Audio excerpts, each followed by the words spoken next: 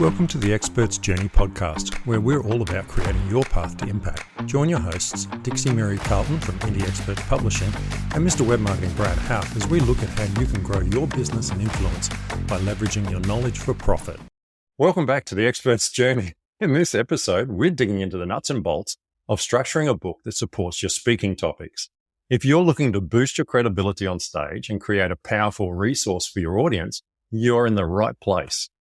We're going to be sharing straightforward practical tips that you can take your big ideas with and shape them into a compelling narrative and align everything seamlessly with your speaking message. So let's go. Good morning, Dixie. Good morning, Brad. How are you doing today?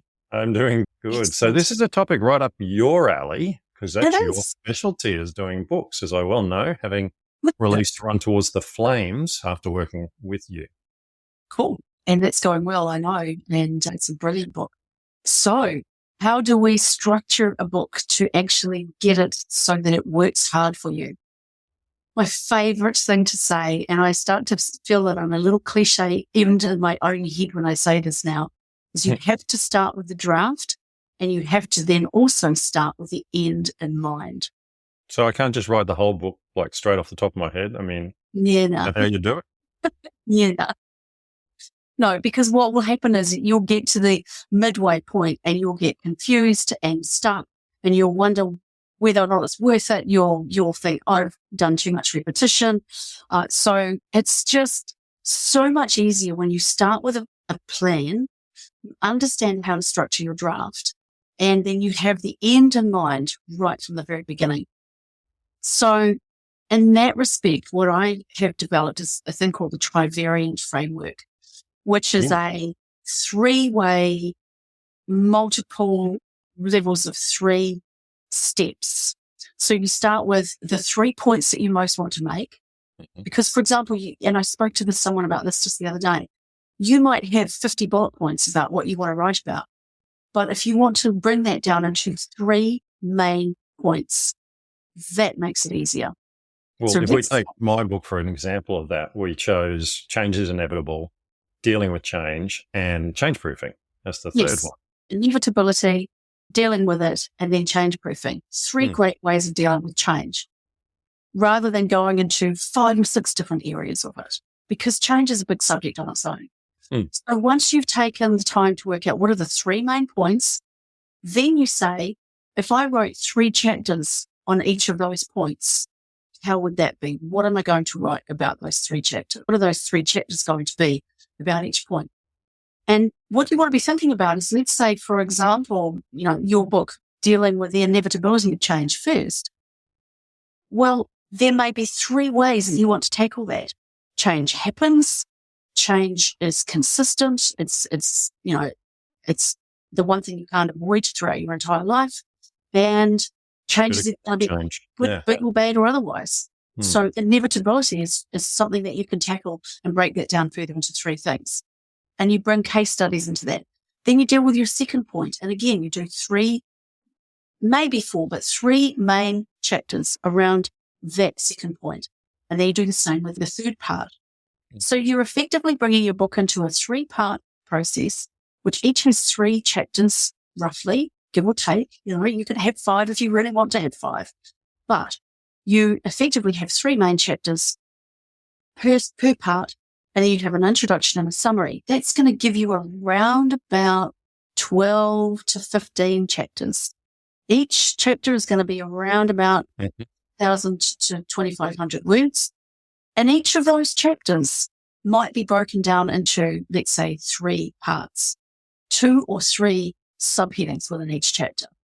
So you know that each chapter, when you're just doing the plan, has got 3 parts. Each part is around about 700 words, which is like 3 blog posts or 3 small articles.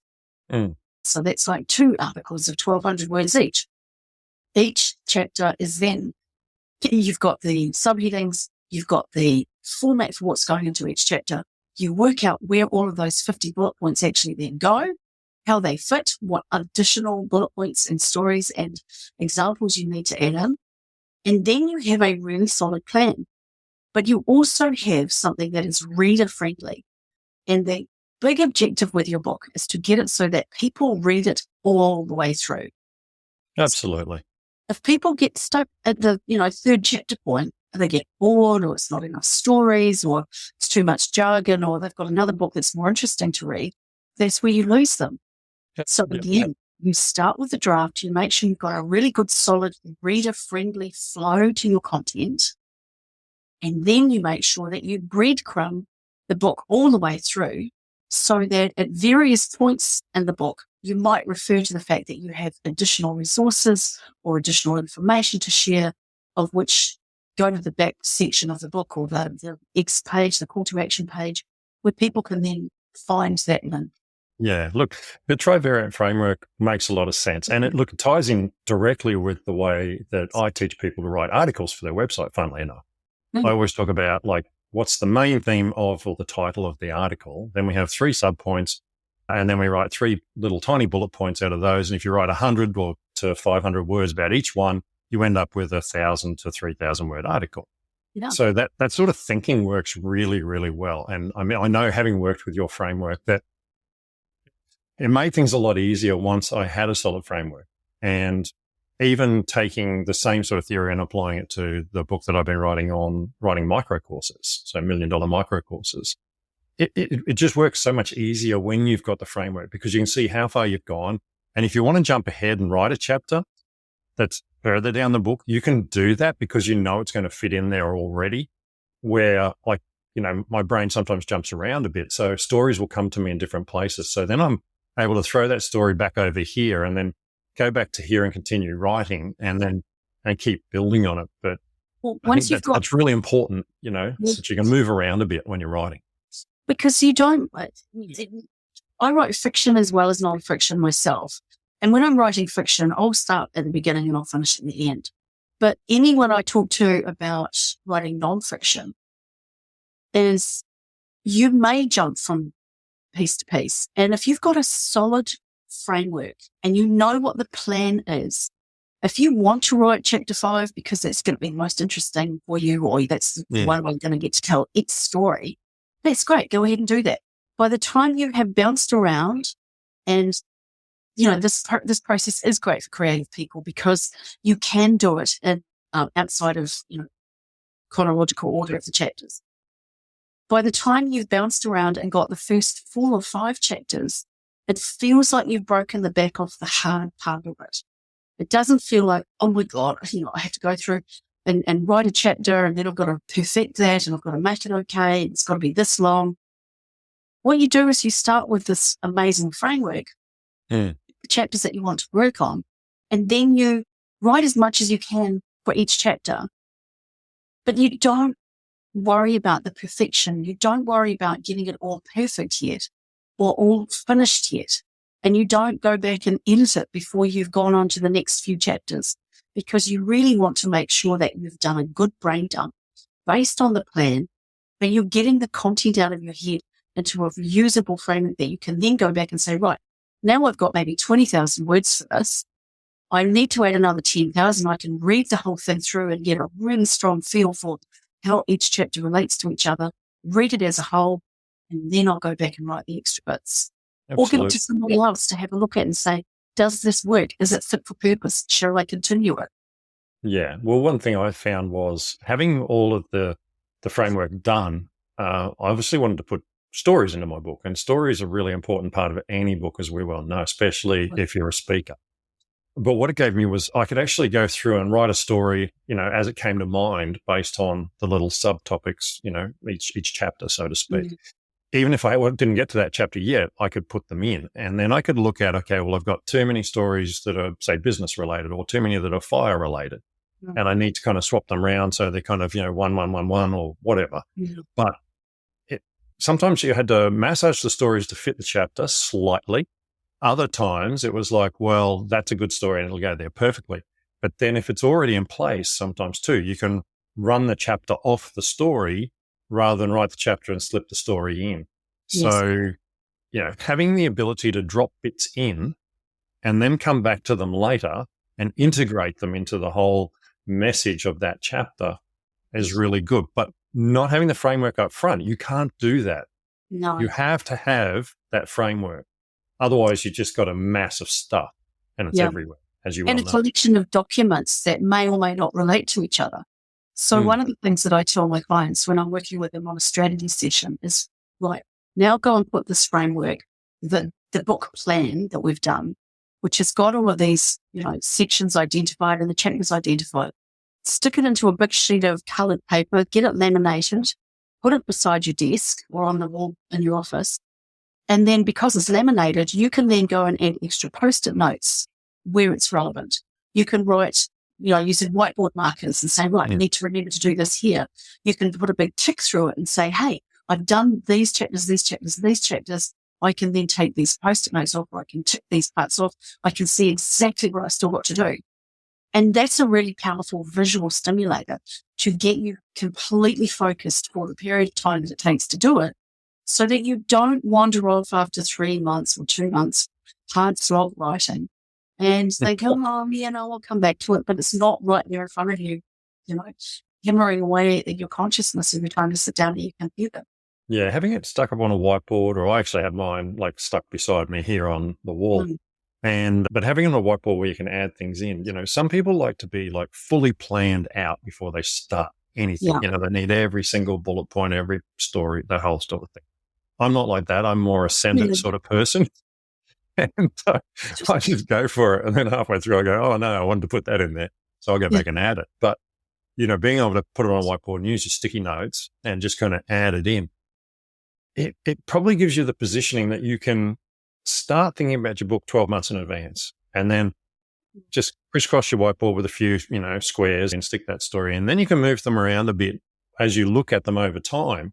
Yeah. And then when you've got time to actually write your book, and sometimes this is a problem, people are busy, they don't have time to sit down and write. Then you can take your board. And, one of my favorite things to do now is I will take a photo of the board and then I get ChatGPT to transcribe it. Okay. And it will actually transcribe it into a table for you, which is really cool, especially as I can't even read my own writing, my handwriting, and yet it can. And that's quite worrying from my perspective. But, it's really clever that way.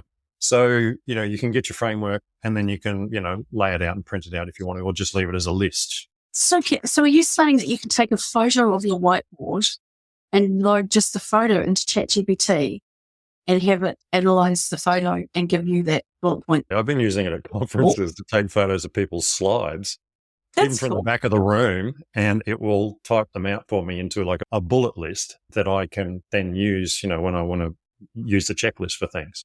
Oh, that's awesome. Quite incredible. Even the notes in your notepad, take a photo of them and then upload it to ChatGPT and say, please type this out, and it will. It's quite talented. That's cool. I will have to explore. Yeah, It's a really great way. Even if some of my notes are atrocious, I can open up my notebook 3 days later and not be able to read what I wrote. Literally cannot translate it. Now, I'm an ex-teacher and I can read upside down and do all sorts of things, but I can't even read my own handwriting. But ChatGPT, on the other hand, can. Well, that's impressive. I've just started doing, working on my penmanship, just practicing my penmanship, just because I thought, I should probably get a bit better at this so I can do better work when I'm doing workshops and make my content a little more legible on my whiteboards.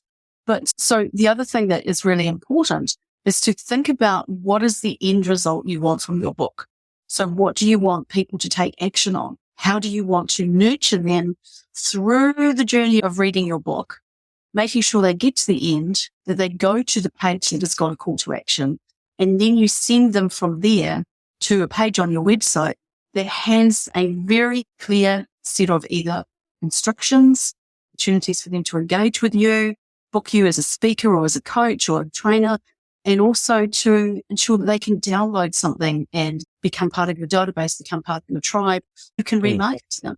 Yeah, I think having that as part of the framework, up front, so you're thinking about, okay, I need a checklist to help people implement this, and I need, say, an action list of things that they should do, at the end of every chapter, then kind of put you in that mindset that when you get to the end, you're like, okay, well, now I need to do this. And alternatively, again, using AI, you can feed your chapter and say, make me an action checklist. You can use tools to help you do this if you want to, and it's quite effective. Sometimes I've found it's come up with better checklists than what I had because it's reading, I say terribly, reading between the lines of my own thinking.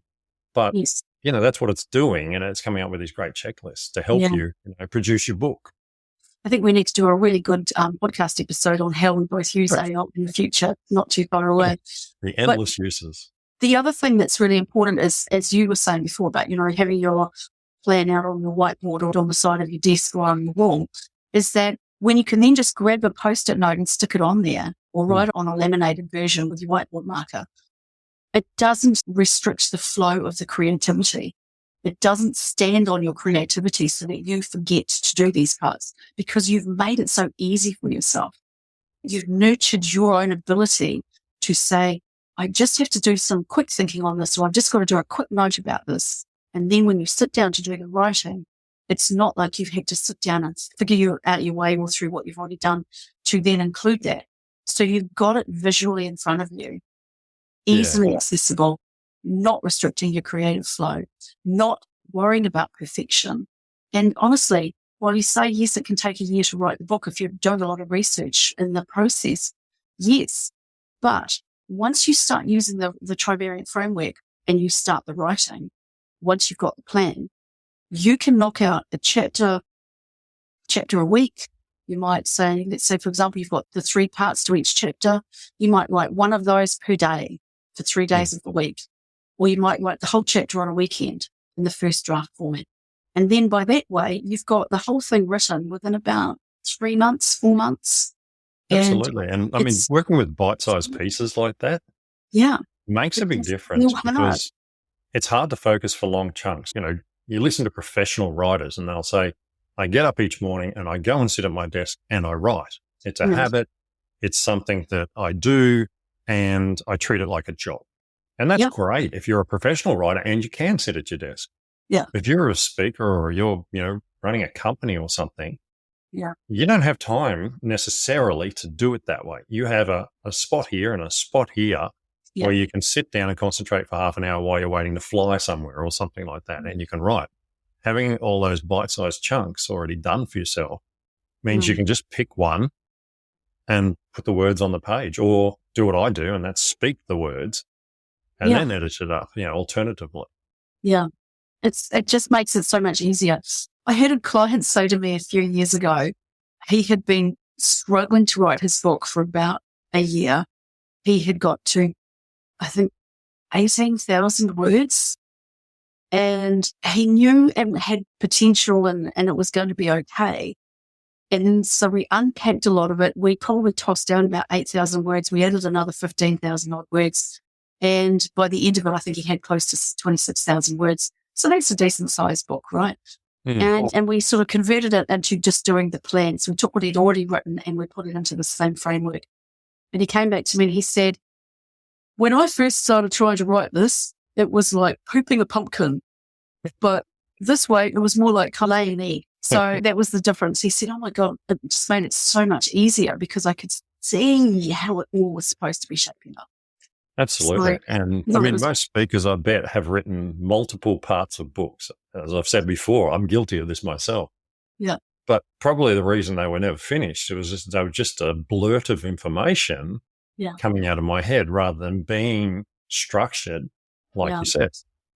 Having that structure just makes a difference because you can just keep adding to it. Whereas when you're just kind of following on to the next chapter and there's no real vision of where this is going other than this is a book about, it really does leave you kind of in a limbo and eventually it gets pushed to the side.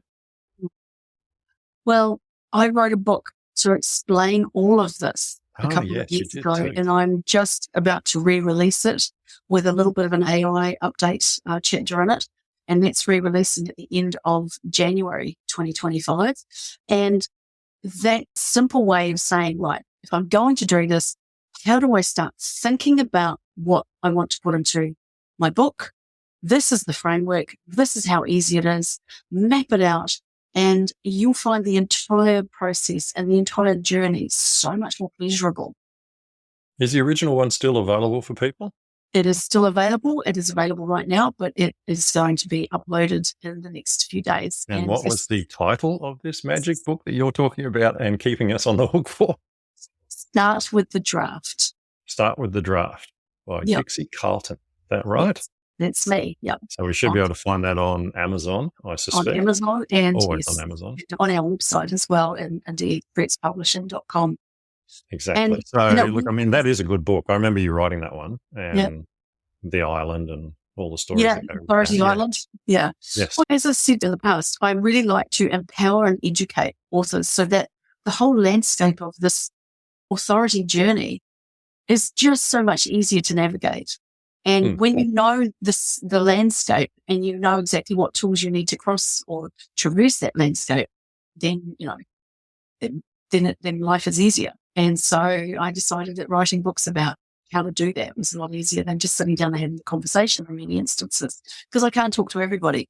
But the books are written as though you were having a conversation with me about this is how it works. Exactly. So I think that brings us to the end of today's chat. And I think we've covered a lot of information. There's no doubt about it. I would hesitate to guess how many bullet points we've covered, but I guess AI can probably tell me later. So thank you very much for joining us on the Expert's Journey today. And if you like this episode, please be sure to like, subscribe, and share. If you need help writing a book, please contact Dixie through indieexpertpublishing.com. And if you're not number one in your market online, book a free chat with me at mrwebmarketing.com/chat. We appreciate you tuning in. We know your time's valuable, and we look forward to having you with us in the next episode.